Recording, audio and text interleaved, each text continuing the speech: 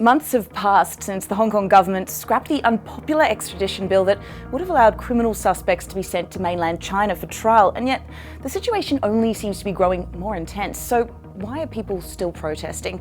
Well, before we get into the reasons behind that, let's take a look at some of the scenes out of Hong Kong recently, when we saw a protester shot at point-blank range, a man set on fire, tear gas buffets in the financial district, a university campus under siege, burning barricades, bows and arrows, a barrage of petrol bombs, and a police armoured vehicle in flames, followed by a brief calm when a record number of voters turned out for the biggest local election in the city's history, and the results are a massive snub to Beijing.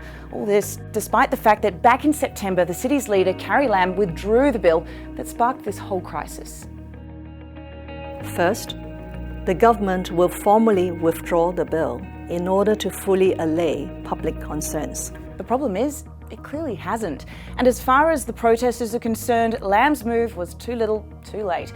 You see, by the time Lam announced the withdrawal, more than 2 months of unrest had passed.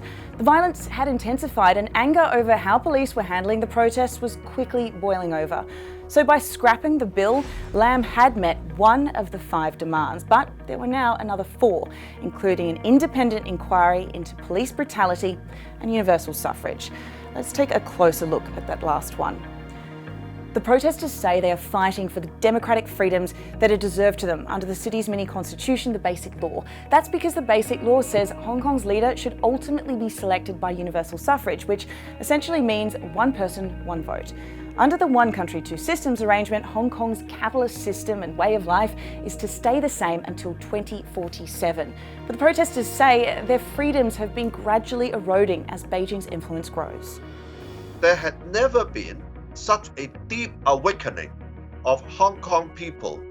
The majority of us now sees that unless we stand up for our freedom, liberties, human rights, rule of law, and way of life, these will be taken away from us by the CCP. On the other side of the argument, Hong Kong is Asia's top financial hub, and the unrest has sent the territory into a recession.